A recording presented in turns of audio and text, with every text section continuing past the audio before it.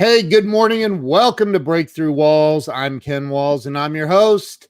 And I have a spectacular guest on today. This lady's name is Lynn Reilly and she is a rock star. So stay with us.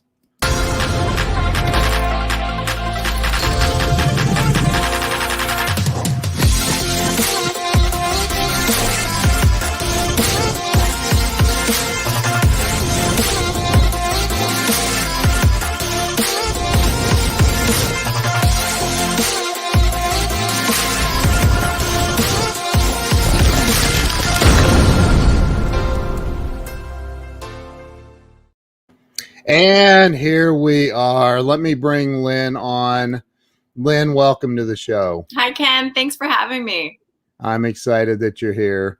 I mentioned to you that it might be about 2 degrees warmer than the hinges of hell in my office. So if I pass out or anything, just keep going. I will. Not a problem. I'm all about going with the flow. That's it. You've proven that this morning, too. I don't even know how I'm here right now. I'm just grateful I am. That's awesome. So, Lynn, I created this show about 2.5 years ago. And if I'm completely honest, I probably did it for selfish reasons. It was to help people get unstuck. I was going through some crap myself, and my gosh, it's just been phenomenal hearing everybody's stories, and I'm excited to hear yours. So let's start with where you were born and raised. Oh, wow. I was born in New Jersey, but I was only there for probably 4 years until I moved to Connecticut, and I have been in Connecticut for the most part since. Nice. I've never been to Connecticut. It is a lovely state. I'm heard that. Not in winter at all. Like once it gets cold, I start to get into that funky, and I think that's why New Englanders get to be a little cranky. Yeah. Quickly, because we have such an interesting weather pattern that's consistently changing, and then once it gets cold, we're just not happy people. Yeah. So I don't know. I often will question about February why I'm still here until I'm driving around, and it's absolutely gorgeous year round. So I'm grateful for that. And apparently I stick around for that and my children. Yeah. With the exception of the snow gets a little, I mean, I'm in Ohio. We have very similar. It's like, I've said to my wife, like, why do we live here again? Exactly. Why? So you were born, so you're a Jersey girl at the core. Yes. And so you were born and raised you were born and spent 4 years in Jersey and then moved to Connecticut. Did you go to college up there, or did you go to college? I did. I went to the college in Connecticut at the University of Connecticut. Oh, okay. I needed a break and I moved out west to the Seattle area for a year, and then knew I needed to go back to school in order to do the things I wanted to do. I'm a mental health therapist. I'm a professional counselor. So I had to go back to grad school, came back to Connecticut because it was the cheapest option. Yeah. And I wanted to get certified to work in schools in Connecticut. And so that was the route I chose. I lived in Seattle for a year as well. It's so beautiful. It's so beautiful. People don't even know. The worst part, though, is the traffic is just, that I-5 corridor is no joke.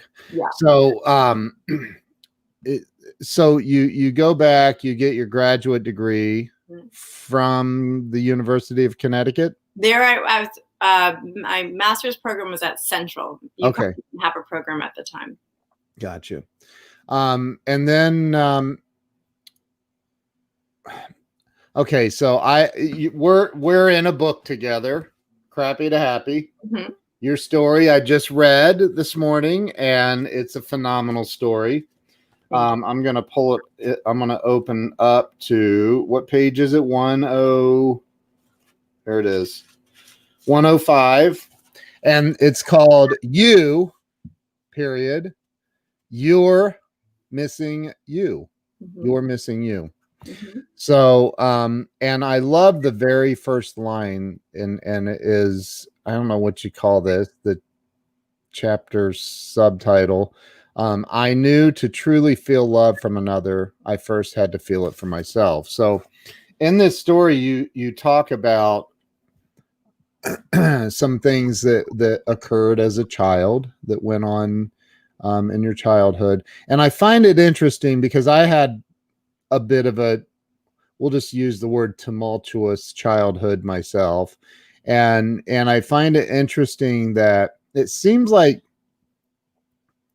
our childhood occurrences or events kind of shape who or what we become as adults. Like, would you agree with that statement? Absolutely. Yeah. So, and you ended up as a therapist. Is that right? Is that the word? So, talk a little bit about what, you don't have to go into details, but talk a little bit about what it was like for you as a child. Like what made Lynn who Lynn is today? Well, Lynn was always very sensitive to other people. So she was very in tune with other people's feelings and what was going on, as many of us are. Yeah. And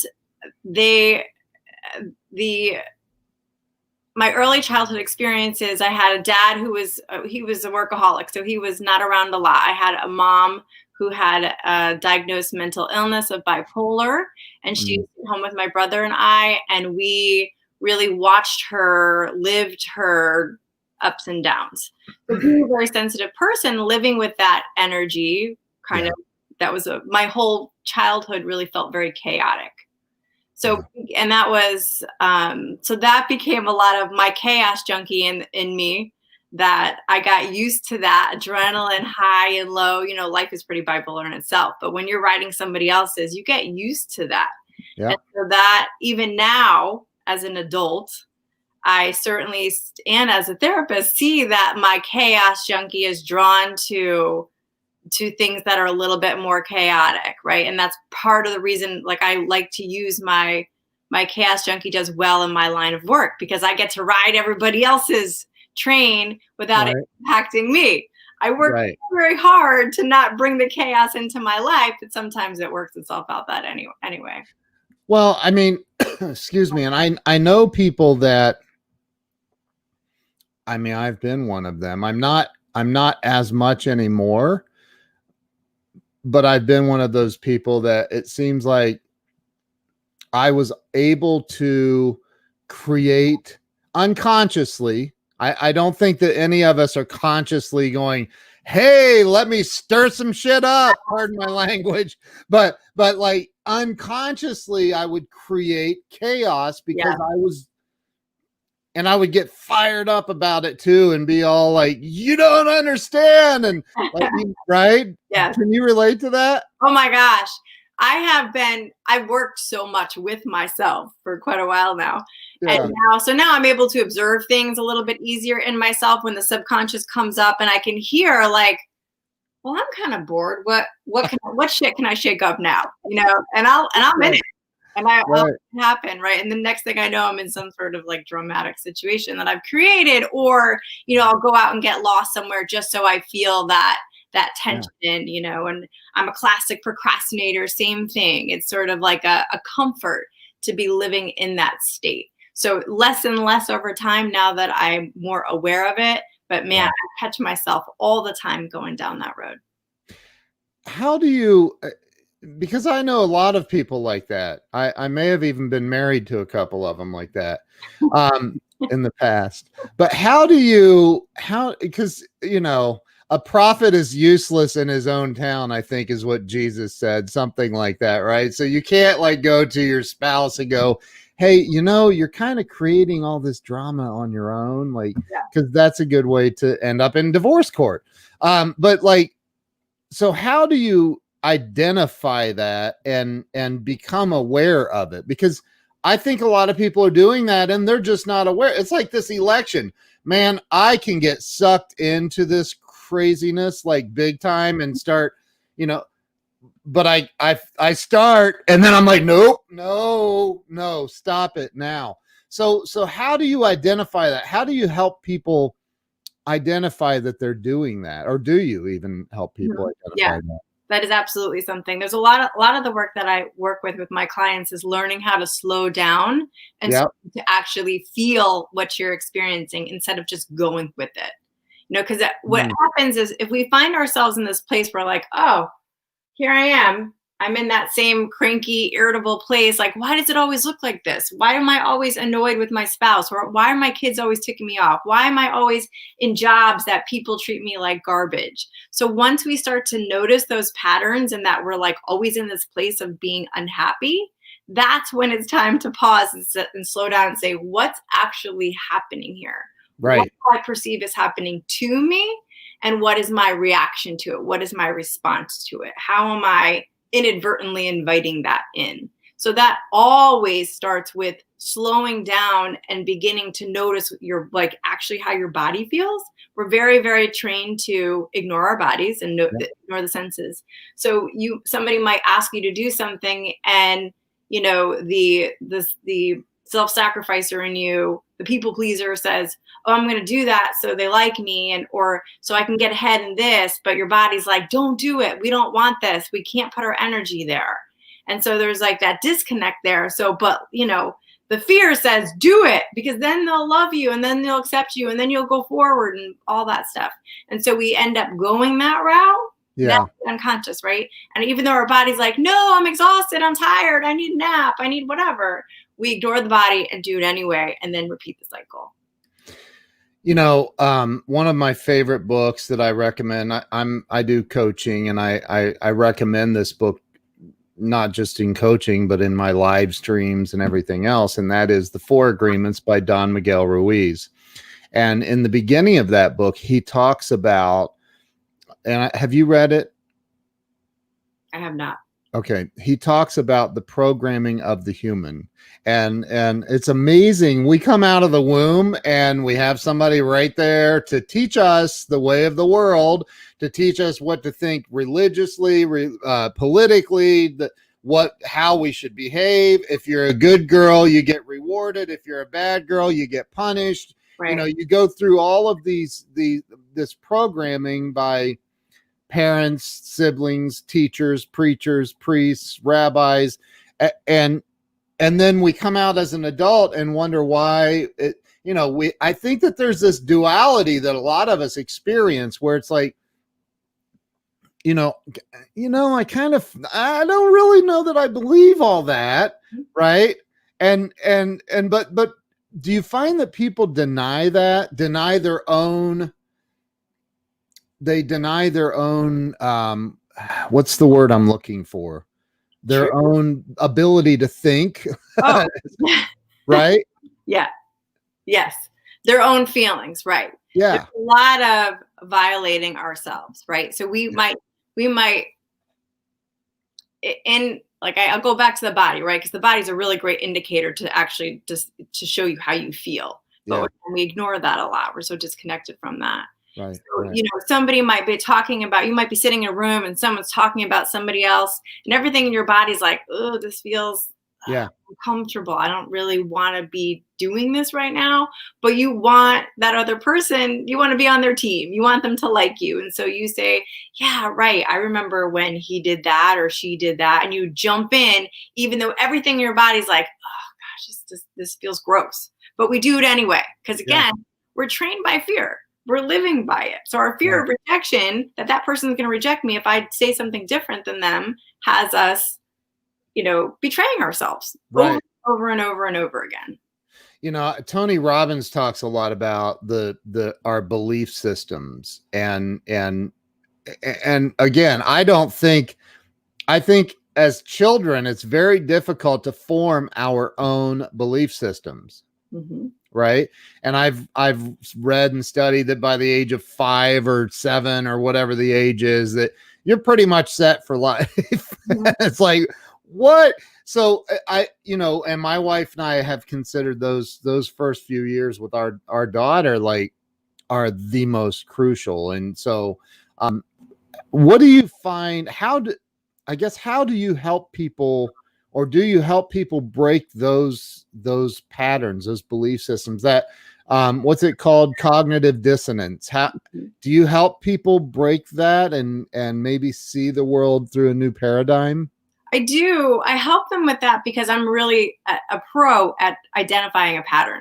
So when I'm talking to someone, if I'm listening to somebody and I hear that dissonance, if I hear that disconnection, and it's very easy for me to pick up like, well, you're saying this, but you're doing something or reacting in a completely different fashion. Let's dig into that. Let's feel into that. So you're able to, and again, it takes a while to be able to see our own patterns because we've got blind spots all over the place. I have blind spots all over the place. Sure. We need support from our friends, from therapists, coaches, anybody who's able to listen to us and able to kind of call us out a little bit, ideally in a way that we can hear, we can digest it. It's not like you're doing this wrong, whatever. So then we can start to see over time that repetition. And also but not in a judgy fashion, like, oh, you did that again, you're a moron. No, like we think that we learn by shame, but it really doesn't do well. Look at our country right now. It's just like one big shame bubble, right? Yeah. We don't do well with that. It tweaks our fear. So we unravel that way. But really having compassion for like, oh, I did that again. Okay, got it. Next time that comes up, hopefully I'll be able to see it a little more clearly and make a different choice. And if I don't, okay, I'll have plenty of opportunities. No doubt about that. Right. So, do you,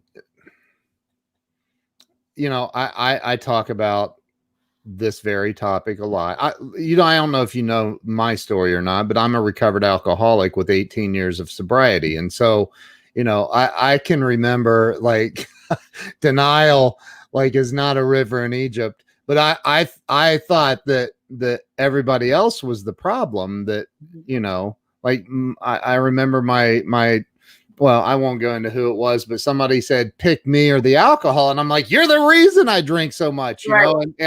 But it took I want to say a spiritual awakening. I don't know what happened, but I had this thing that occurred and I was like, oh my God, maybe I'm the problem. Right. And maybe the common denominator is alcohol in all of my problems. And so I was able to make a big life shift. Talk about some of the things that you personally have gone through as an adult, that you had that shift. You had that occurrence of like, wow, there's a problem and I might be it. Mm-hmm. I still do that. Are you kidding? I do that every day. Right. Yeah. I mean, I'm a pro at this stuff, but that's because I'm always practicing and observing. Doesn't mean I'm doing it perfectly, right? We're always going to be practicing until the day we die, trying to really connect to ourselves and feel that self-love and support. Yeah. But when you talk about being the addiction piece, I feel like so many people are addicted to something in order to fill that void, to fill that emptiness. Right.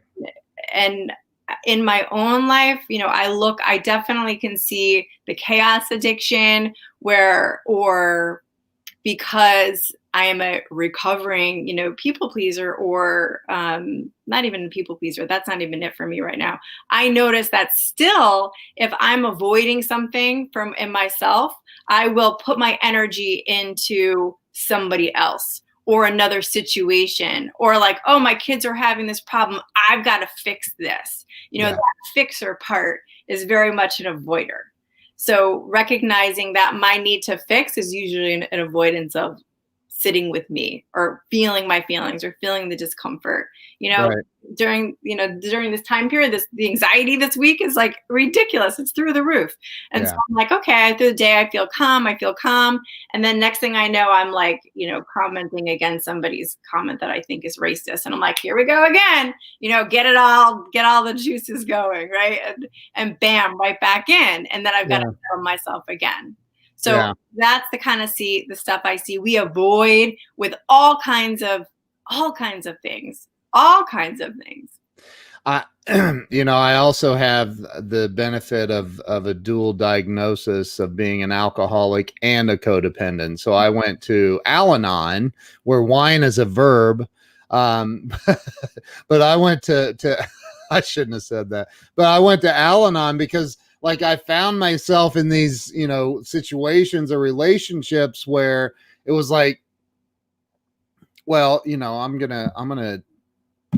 met Lynn or I met so and so, and I'm like, you know, well, she's got some problems, and good thing I wear a cape because right because I know I can help her fix that shit. And so like, you know, I'd be here, I am in a relationship because I'm trying to fix somebody else's problems. Right. But what I learned was it was me distracting myself from my own crap. And so how often do you see that with people that are like, I mean, it's got to be common. It's constant. It's constant, you know, and with my clients, you know, there's a lot of we're talking and then veering off. And I'm like, you know, you got to bring it back. You got to bring it back, right? Because we all do it. It's like, oh, Right. I'm going down this avenue that's really uncomfortable. So let's take a hard left. Yeah. And we do. And then we got to come back. But that's okay, right? Because some of the stuff is like a little too heavy even to dive into. You gotta work your way in there. And again, I think a huge piece of it is compassion.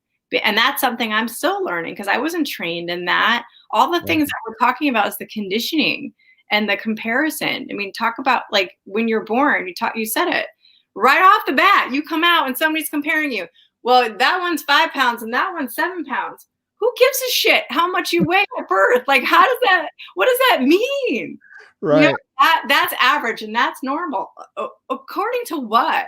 And right off the bat, we're just constantly being compared. Labels. Why? Because generation to generation to generation has done this. And Yeah. then we, you know, think of it as when you're learning a new language, you are just repeating it until it becomes part of your psyche, into your flow or whatever the heck goes on in the brain. I don't know that part. And then we're repeating it out. And that's what happens. So we did that. And then we keep doing that. And the more people that come in our ear and we keep repeating that, we want to please them. We keep doing that. And then we pass it on to our kids. It's Tony Robbins. It talks about that. He talks about that a lot. Do you know Theodora? Because she loves you. Thanks, Theodora. She's awesome.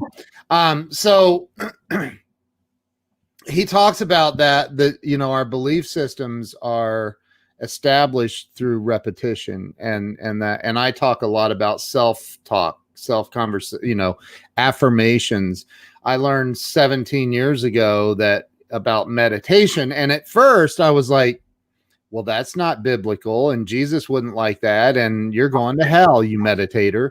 And you know, I was like all this stuff, and then finally I was like, all right, fine, I'll check it out.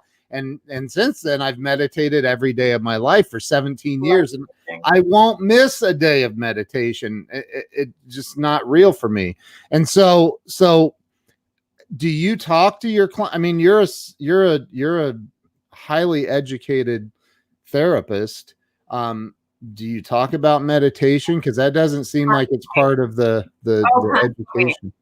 I definitely do things on my terms. So I love it. I knew that. It was a rhetorical question.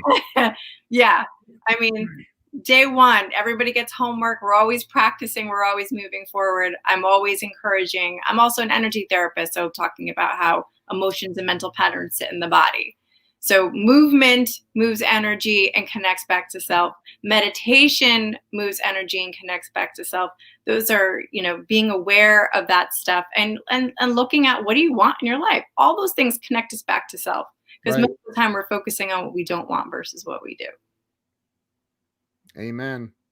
Pam Aubrey is also an energy therapist, so that's kind of cool. So I don't even know what to ask you right now. So do you meditate? Every day. Do you? And I will say the days that I miss it, and there will be days because I, you know, have my own little chaotic life. I'm a single mom with 2 teenagers and have my business in my house and all that. And an enormous 10-month-old puppy. So I feel it physically, mentally, emotionally feel it on the days that I miss it. But and I believe even 5 minutes takes the edge off and really helps to settle the energy. I'll do other things, but meditation is a beautiful practice. Yeah. Yeah. So, yeah, I don't know. I don't miss it ever. Like, I'll be late for a meeting before I miss meditation. Good It's for the you. first thing I do every morning. Like, I've designed my life around it. Like, I just like, and my wife knows, my kids know I'm meditating, leave me alone. Like, Mm-hmm. unless the house is on fire, which I don't think that'll ever happen while I'm meditating, you know. So talk about when you got out of college. You were in Seattle for a year. Why did you leave Seattle? I was only out there for a year. My boyfriend, who's my ex-husband now, was stationed in the military.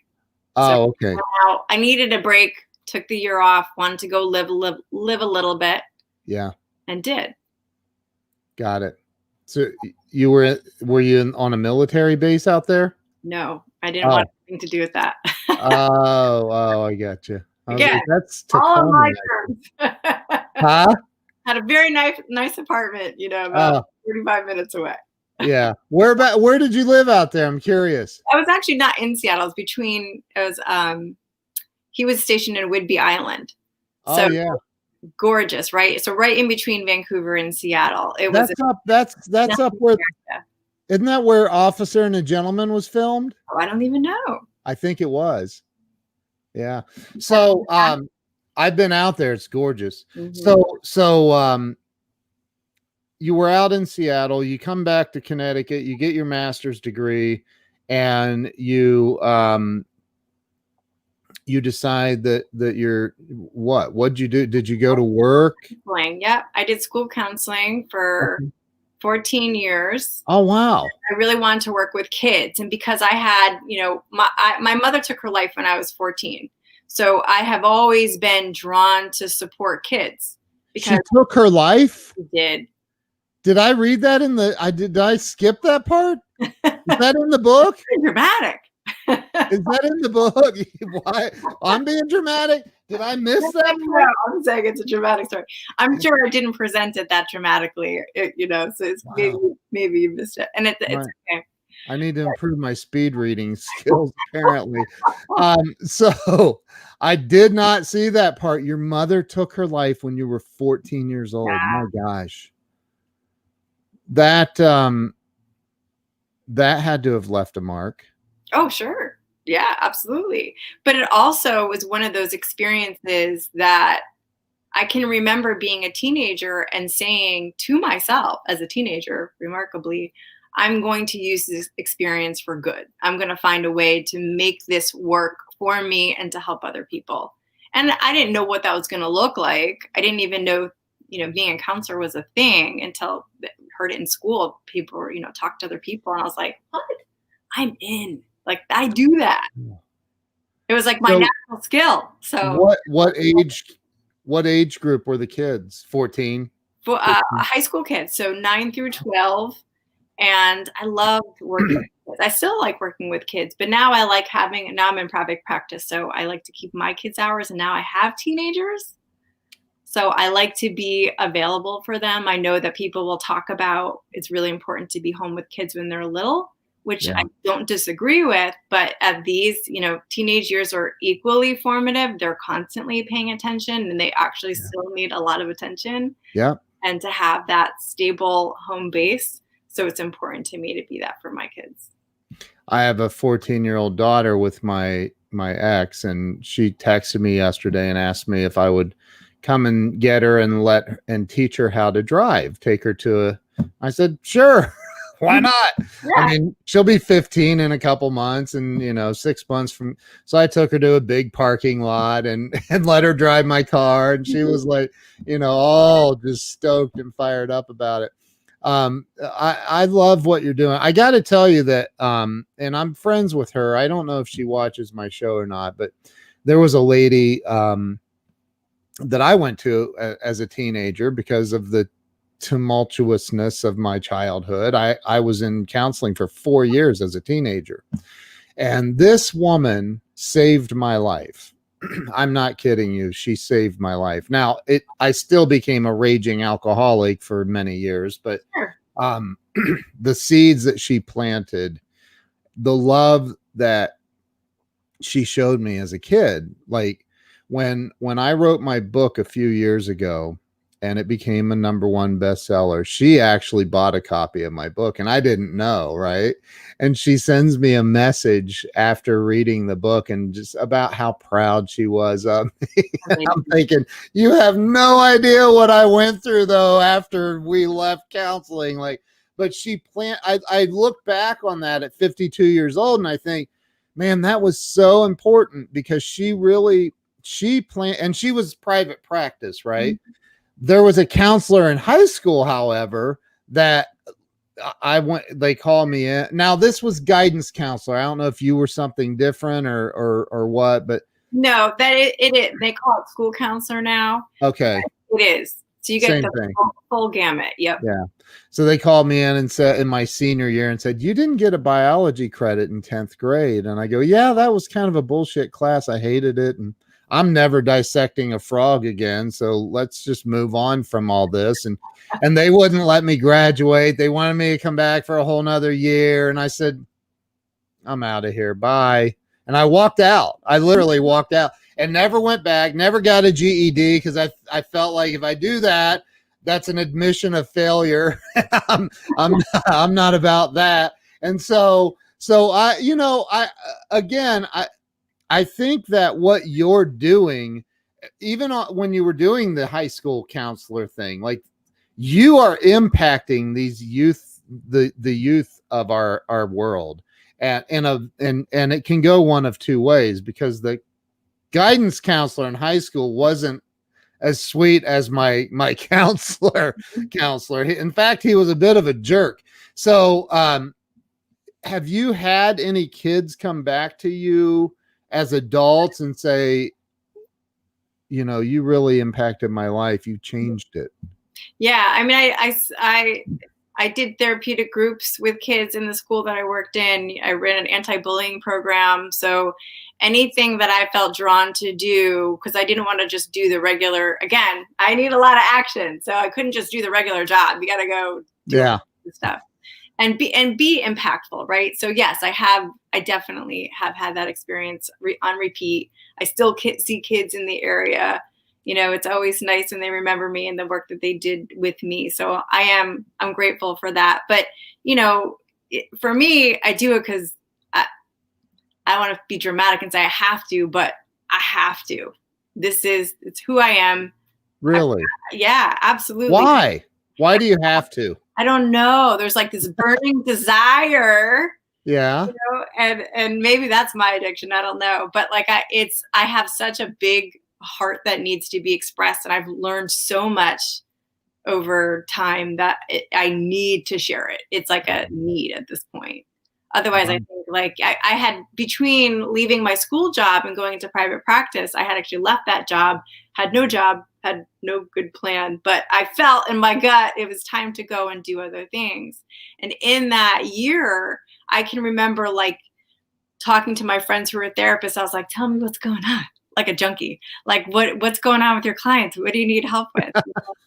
So, and I have a lot of, but I have a lot of knowledge, and it's so important to me to share it. And I've got my kids now, I've got my teenagers, and I love talking to their friends and being so with kids and also working with adults. And I've got some kids in my practice as well, but it just feels right. Talk about, and I'm not trying to dig up pain. But because like Charles Coachman says, his mom was the most important person in his life. I have no idea how I would have handled it. But he says, I do know I wouldn't have had your response. So hold on. Let's be fair. It's not like I haven't had my fair share of, I was drinking, I was numbing out, I was avoiding for a long, long time. So it wasn't like I was like, I'm going to do this, and it went that way. No. Right. So that kind of leads into my question is, you were 14 years old. That's a very, especially with as a female, like you're, hormonal. There's a lot of, trust me, I have two daughters. One's 10, one's 14. Yeah. There's a lot of hormones flying around in my house. And so how did you handle that? I mean, what happened at that moment? I can't even imagine. Like, how did you handle that? Well, when she actually died, I felt sad, certainly, but I also felt some relief because her life was so difficult and it was so hard for her. And she experienced just so much sadness and so much anxiety and self-shame and all of that. And she had used me as her therapist since I was very little. So in some ways that was a relief on me, not that you ask for that, right? But also for her. And I can remember right away, I thought, well, this sucks, but yet I'm so glad she doesn't have to do this anymore. Wow. That's very mature thinking. Well, I was very old when I was younger. I had to get younger as I got older. Wow. So you were a therapist from a young age. Yeah. Imagine that. You became one professionally. Exactly. So Theodora has a question. It's going to cover our faces up, unfortunately. Let me see. Just for a second. I'm working on stop being a people pleaser and putting me first more. I'm a single full-time mother, and it's very hard to take time for me. I felt guilty in the past for taking time for myself, but I'm working on that more and more. I am single at 39, and I honestly want to change that, but I am afraid. Mm-hmm. I love that question. Right. What are you afraid of? That's the first thing to get clear on. I'm actually currently writing a book right now about how fear dictates our lives. But my first book I wrote was called 30 Days to Me. And it's all about exactly that. It's all about the habit, the pattern of the addiction, really, of putting other people first. Yeah. And digging into that. But I mean, the whole book is really about learning how to connect to self, and there's a whole bunch of like fun little practices in there. And also there's some dig deep practices. But anyway, the short answer of the question is prioritizing self as if it means something. Yeah. Would you ever talk to your kids the way you talk to yourself? I hope not, because we're not really particularly kind to ourselves. We're not trained to be. So even taking that, and we got to do small doses, because if we do, diets don't work because we're so all or nothing. But if we do small doses where you do a little bit every day, I always start off with okay, make a list of things that you would like to do. Do one small thing a day, each day, and then build on that, or just commit to it. And that becomes a habit as well. And that becomes a balancer. I could talk about that forever. But the first question is to dig into, what are you really scared of? And looking at that. So she wants to, I think, is she saying, Theodora, I think, is saying she wants to change the singleness of her life. Is that it? I'm single at 39, and I honestly want to change that. So, okay. Not as opposed to prioritizing self. I missed that. I'm not sure. Yeah. See, the interpretation of the question is pretty important, as you can see. Right. So if Theodora, if you could clarify that, maybe we could talk about that. But I've seen that where, people are afraid because of previous relationships. They live paralyzed in fear of seeking another one. My sponsor in AA, I was like, dude, every woman I get with is messed up, man, and blah, blah, blah. And he's like, he used to say, dude, you have a bad picker.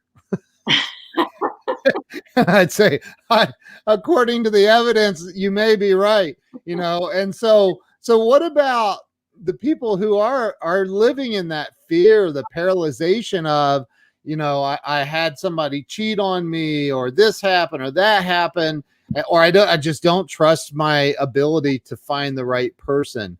What do you say to them? As I ask somebody that just admitted she's a single mom of two, but. Well, the most important thing is looking at self-sacrifice patterns, right? So again, going back to that original question, what's your fear? Are you afraid of being rejected? Are you afraid of being abandoned? Afraid of not being good enough? Those are the things that are guiding what our choices and our behaviors. So if you look at that and kind of challenge it and saying, well, when have I actually been rejected? When have I not had any people in my life?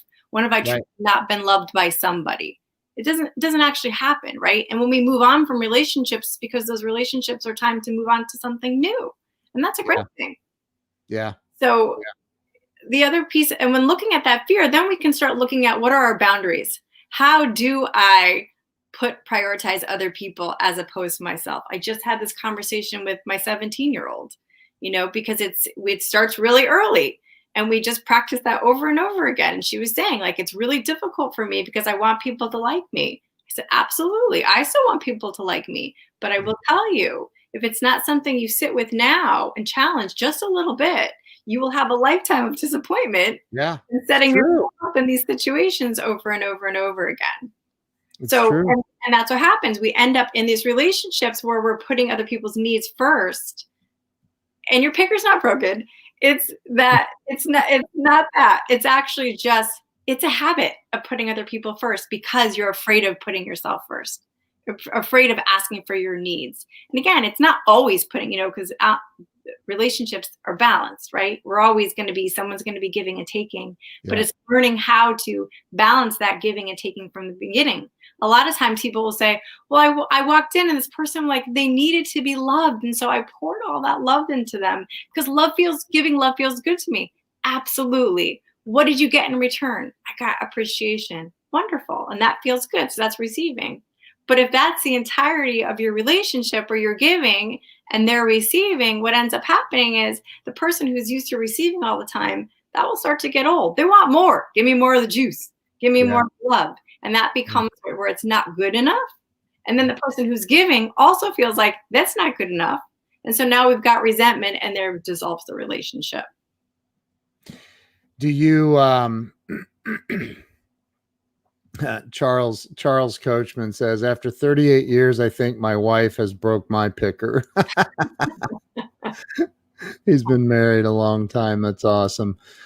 So do you find, though, that sometimes the boundaries that, and I don't even know if I want to say boundaries, do you find that some people, though, have their expectations of other people are too unrealistic? Mm-hmm. Yes, all the time. That's one of my biggest issues. And that always starts with self.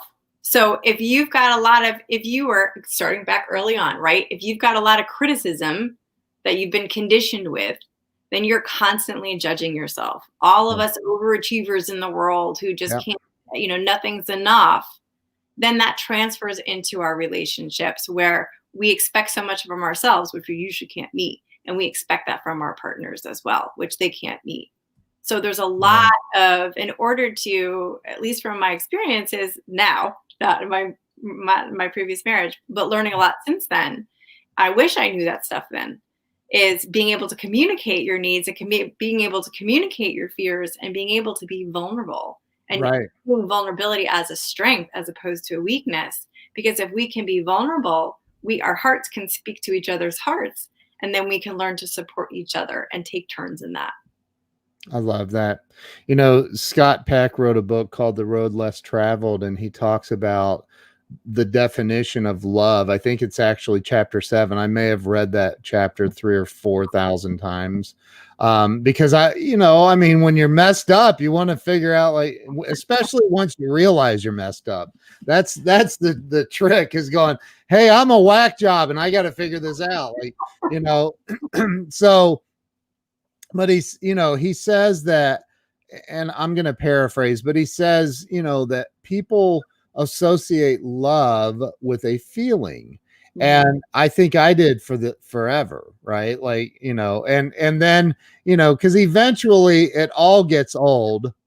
I mean, it does. At first there's this attraction, and then eventually it just, like, it's, so talk a little bit about that. Do you talk about this stuff with your clients? Like, hey, maybe it's not just the feeling, but it's about the other person also. Like, do you talk about that? I talk about everything. So yes, particularly when my client's having an issue with their partner, whether short-term or long-term, Yeah. it really comes down to, what are you not saying? What's not being said? What are you scared to share at this point? You're hiding parts of yourself from them in order to protect, their perception of you. You're Right. trying to control their perception of you, and then your needs aren't being met.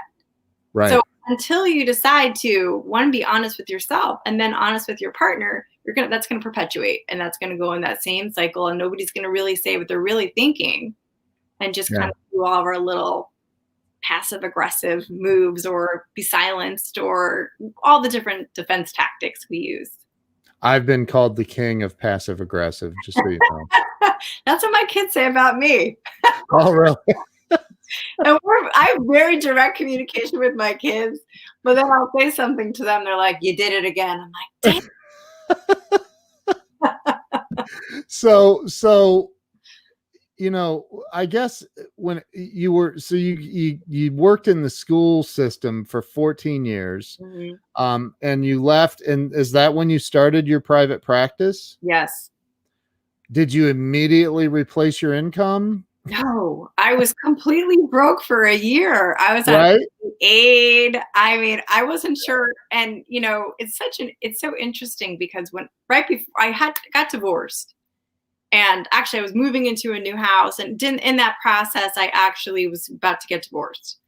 I didn't know I was getting divorced when I moved in the house. And then he moved out. I had to buy a house on my own, which I couldn't afford. So that was a huge leap of faith. But my kids were like, "Don't move us again." I'm like, "No, I won't do that." Wow. Yeah. So bought the house, then a year later quit my job and had no income. But again, my body, my intuition was like, "You can't do this anymore. This relationship, this working relationship, this job is no longer working for you. If you stay here, you'll shrivel up and die here." I'm dramatic when I say it, but it really felt like that. And so that is really what I now let guide me, still with fear, always fear attached. While I'm still taking the steps, but learning to practice moving, not ignoring the fear, but working with the fear, as opposed to telling it to shut the hell up because it doesn't, have any value. It does. Yeah. I think a lot of people I've been an entrepreneur most of my life. I mean, literally, like, I started at 7, like knocking on doors and selling stuff. But, like, I think that most people look at people like me or you, and they think, I wish I could be Lynn. I wish I could just have no fear. Like, she has no fear. She just goes out and tackles the world. And it's so amazing. Lynn, will you just touch me and anoint me with your fearlessness? And that's just not the case. Not even a little bit. Talk about that. What separates us? Is it we're just crazy? Well, I hope not. I'm kidding. No, it's not. But, if I looked at myself 10 years ago, I'm now living in such a way that me 10 years ago, I'm like, "Oh, I want to be her. I don't have it in me. I can't do that. There's no way." I mean, I lived, breathed. My world was anxiety. I was terrified of everything for a long time. You would never know it meeting at me. You'd be like, "Oh, she's got it all going on." No. Inside, I was always struggling. Right. Until I allowed myself to actually experience my feelings and start to let things fill up. And that's what anxiety is. It's really avoiding what we're really feeling. So it's up in there and it hangs out until it gets expressed, which is why, when we cry, we feel so much better afterwards. So once I started to let myself actually be honest with myself and start expressing myself, then the anxiety started to lift. So, and when those fears would then come up in that expression of self, once I said them out loud, then also started to lift. So, but pretending like they're not there doesn't make them go away. In fact, it makes them get louder. I would say they're like little kids kicking you in the shins. Like, "I'm going to pay attention until you actually," I'm not going to pay attention. "I'm going to keep kicking you until you pay attention to me." Right. Otherwise it just keeps going. Wow. Yesterday I had a guy on that was a sports. He was a football player in college and was probably headed to the pros until he injured himself, and he actually tried taking his life. And now he, runs treatment centers and does all kinds of stuff to help people in recovery. And since this pandemic, and the initial lockdown and all the insanity that's ensued since then, I have a good friend of mine runs the Ohio suicide prevention hotline, and which is a state organization, and suicides are through the roof, like big time. Yeah. And there are people that may be watching or listening to this right now who are at the end of their rope. Maybe they've had a car repoed, or their electric's getting shut off, or they can't feed their family. They can't, whatever it is. What do you say to somebody that is at the end of their rope and they don't know what else to do? What do you say to them to help them through this next moment? Well, I've had that experience, excuse me, many, many times in my career. Excuse me, both working with kids and with adults. Yeah.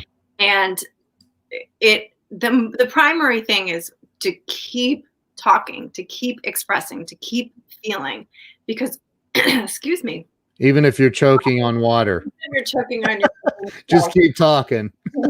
Eventually it works itself out. Through. You'll be fine. Emotion is energy in motion.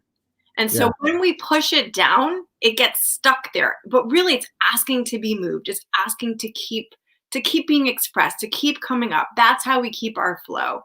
So by pushing it down and pretending it's not there and feeling like you should have it all together, again, there's that shame stuff. It doesn't do anything besides keep us depressed, keep us anxious, and all that. So the more that we express, the more that we talk about it, the more we move that energy, that we feel our emotion, it lightens up. Everything lightens up. So just keep talking, keep talking to your people, keep talking to your pets, write it down, talk to the air, to whatever you believe in, even if it's nothing, it doesn't matter. Talk to anything and just get it out, get it out, get it out. So, what I usually do when I'm with someone who's like, okay, this is it, I'm done. And I'll ask them, all right, okay, so what's next? Let's say it's right now, whatever you choose to do, you're done and you die. Now what? What does it look like? Where are you? What are you doing there? Well, I don't know. I don't know. I just don't want this. And that's what it comes down to is I just don't want this. Right. I don't know what's going to happen next. And that scares me. It's that fear of the unknown. And so what I often say with someone particularly that's not in that end of life or ready to be done with life is say, when we're really scared of something, we always say, well, look, in the past says, if I do this, I'll be in pain. Reframe that. If you actually look at the past, you'll see that whatever you were scared of worked itself out. You're still here. You're still living life. In some way or another, they panned out. And those really painful events that we all have, you learned something from it. You got stronger from it. Something that one door closed, another door opened. That happens to every single person. So it's using those experiences as our power. Our fear from the past, our power, because it teaches us we're going to be okay no matter what. Yeah. So, and if you end your life today and you're like in the dark, well, is that better than what you're doing now? Because the truth is something great could happen tomorrow, but you don't know if you close that door. Right. But the past says it always does. It always shifts. It always changes. That's beautiful. What do you think? And I ask this question of every guest. The number one answer is fear. So you have to do better. How much pressure. What do you think? I place a lot of value on I don't want to say money, because it's not just money, but money is important. And I was programmed to believe that, only evil people had money, and if you know, you had, you know, the rich people, rich are getting richer, and they're out to get you. And so, you know, I had to overcome a lot of that programming as an adult.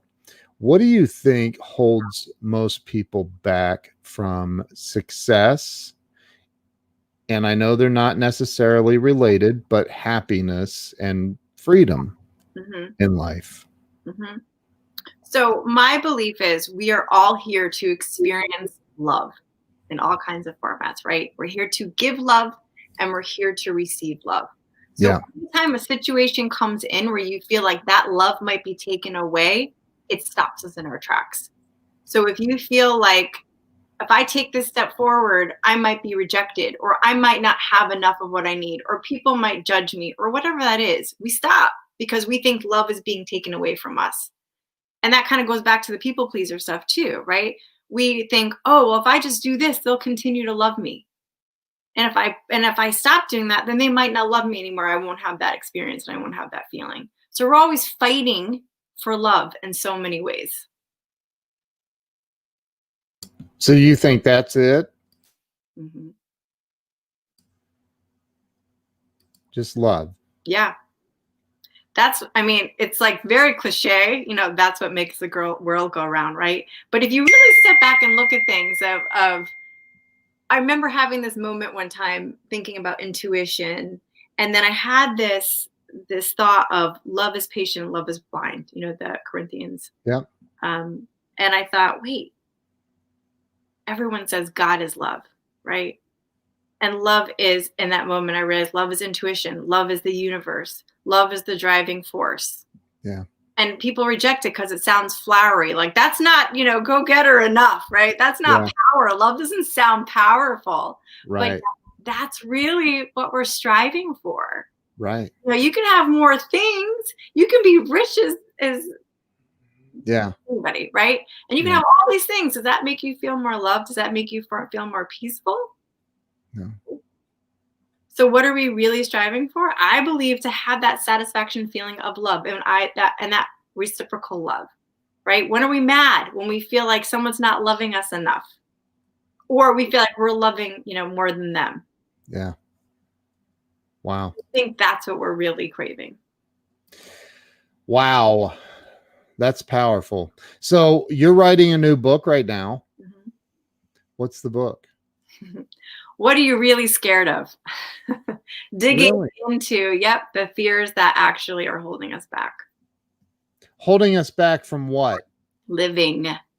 Really? I thought you were going to say love. No, living, not existing, but listening to that intuition, that heart, that love energy, that universe energy, that God energy, whatever you choose to call it. Because we've all got it driving through us on a daily, but we push it away, push it away, push it. I can't do that because I shouldn't do that because. So it's like really powerful, but we'll push it away because fear says you can't, you shouldn't. You will get hurt. Wow. You will be damaged. You will be broke. You will be loveless. When you left the school, I'm sure, excuse me, I think we both have it. It's the COVID. Every time I cough or sneeze, I say that. It's scary when you're out in public. You're like, I'm fine. I'm sweating. I know. Everybody looks at you with their masks on. Like, so I